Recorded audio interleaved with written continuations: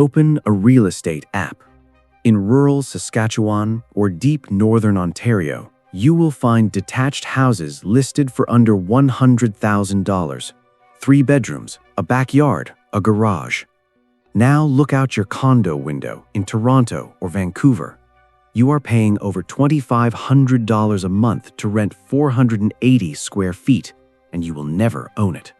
So why are you still here? Why are millions of Canadians trapped in a handful of overpriced cities when the rest of the country sits empty and cheap? Because this is not a housing crisis. It is a geography trap. At first glance, rural Canada looks like the answer. In 2024, the average home in a small town was priced at $227,000. In cities like Toronto and Vancouver, the number soared above $1 million.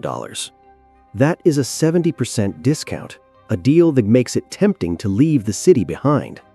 Lower mortgage, no stress test panic, a chance to own land, not just rent a mailbox in the sky. So why are so few people taking that deal? Because the discount is real, but only on one line of the spreadsheet. The mortgage may shrink, but so does almost everything else. Job availability, income, career mobility, your ability to stay stable if anything goes wrong. In many rural communities, there is just one major employer. If you lose your job or fall out of favor, there is nowhere else to go. No networking lunches, no other office across the street offering a promotion, just the end of that story. And even if you keep your job, your salary will often drop by 40 to 50% when you leave the city's high-income zones. You are not just buying a cheaper house, you are trading resilience for risk. In the city, high rent is painful, but job turnover, transit, and services create backup plans. In the country, one closed mill or company exit can collapse the entire local economy. The dream of escaping the housing crisis is real. What is not discussed enough is the price you quietly pay for that freedom. Lower rent does not equal safer living. Sometimes it just means you crash more slowly. It is easy to criticize people for staying in cities where rent is unsustainable. But the truth is, many are not paying for luxury. They are paying for insurance. Yes, urban life is expensive. A studio in downtown Toronto can consume 60% of your salary.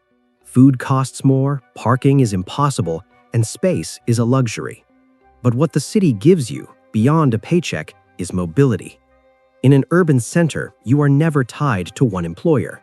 There are hundreds of companies, side gigs, job boards, co-working spaces. If you are laid off on Friday, you can walk into another interview by Monday.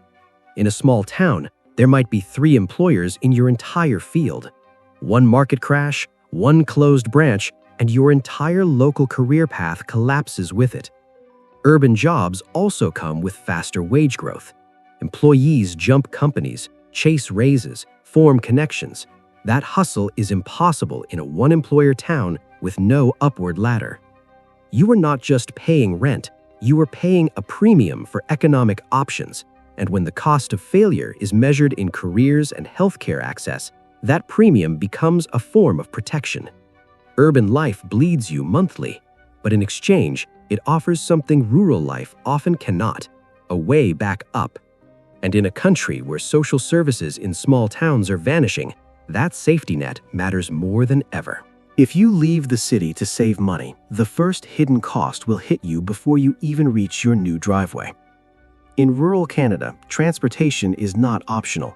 You cannot walk to the store. There is no subway. Bus routes, if they exist, may be 30 kilometers away. A car becomes your lifeline, and not just one. Most rural families need 2 vehicles, big ones too, pickup trucks that survive brutal winters, gravel roads, and snow season that lasts half the year. 2 car payments, 2 insurance policies, fuel for driving 25,000 to 30,000 kilometers annually, maintenance every few months. The math adds up quickly: $2,400 a month in after-tax income, just to move your body from one place to another. So yes, your mortgage dropped, but the money still leaves your account. Only now it goes to auto lenders, gasoline companies, and insurance providers, not your landlord. Then comes the service desert. Healthcare access in rural communities is not just limited, it is collapsing. In 2025 alone, emergency rooms across British Columbia closed more than 250 times due to staff shortages. In parts of Manitoba and Newfoundland, hospitals now lock their doors on evenings and weekends. If you have a heart attack on a Saturday night, the nearest functioning ER could be 100 kilometers away. Slow internet, closed clinics, disappearing schools. Not one of these costs appear on real estate listings, but they are just as real, and they cost more than money. They cost time, security, and lives. For many rural Canadians, the biggest tax is not paid to the government. It is paid in hours lost driving. It is paid in missed job opportunities. It is paid in the gamble you take every time someone in your family gets sick. Canada is a massive country, nearly 10 million square kilometers. Yet, economically, it can feel like a three-city state: Toronto, Vancouver, Montreal. Those are the engines. Everything else treated more like resource zones, places built to extract lumber, oil, grain, or talent, and then send the profits elsewhere. This reality did not happen by accident. It was built. For over 50 years, federal investment has flowed disproportionately into those three metro areas. Immigration policy funnels newcomers into urban cores. Healthcare funding favors high-density regions. Major infrastructure projects, transit, broadband, and universities follow the same pattern. The result is simple.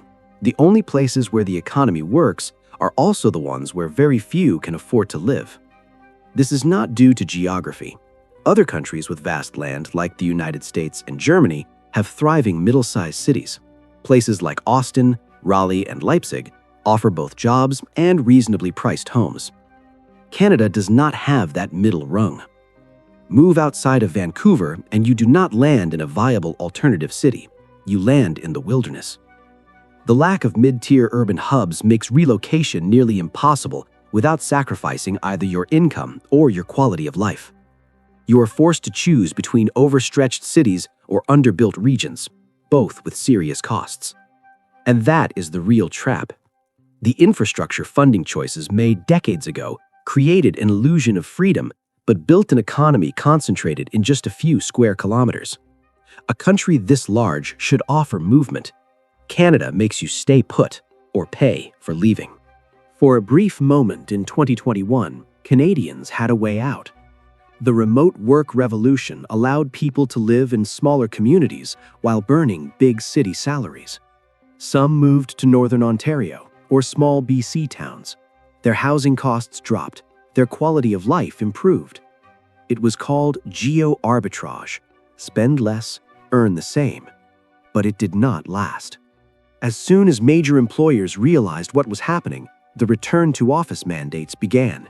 Not because it improved collaboration, not because it helped culture, but because it protected commercial real estate. If downtown office buildings emptied permanently, their values would collapse. And those buildings are more than architecture. They are the financial backbone of Canada's pension funds, insurance companies, and investment portfolios. Letting them fail was not an option. So, corporations pulled the chain. They forced their workers back into the city, not for productivity, but as bodies maintaining the price tags of legacy assets. And in doing so, they killed the rural renaissance. People who had discovered space, time, and economic breathing room were funneled back into traffic, debt, and urban fatigue, not because the job needed them in the building, but because the building needed them in the job. In a country where geography should offer choice, return to office mandates became strategy, not policy. The freedom to leave was never really freedom. It was a glitch the system had to fix. The cheap house in a small town is not a secret. It is not a loophole. It is a signal that the rest of the country has been abandoned. In Canada, you are not choosing between affordability and excess. You are choosing between bleeding slowly or collapsing instantly. In the city, the cost is financial: rent, inflation, daily pressure. But the systems mostly work: the jobs, the hospitals, the networks. In the country, the price is everything else: your time, your healthcare, your mobility, your safety net. The house is cheaper because the exit is more expensive. The geography trap is not about maps. It is about power, where it is invested and where it is not. Until Canada builds mid-sized cities on purpose, until it treats rural hospitals, roads, and schools like necessities rather than luxuries, until broadband and public transit exist everywhere, not just in campaign slogans, most Canadians will remain exactly where they are, not because they choose the city, but because the city is the only place the economy exists. One choice bleeds you slowly, the other risks everything. And that is not freedom. That is not sustainability. That is the trap.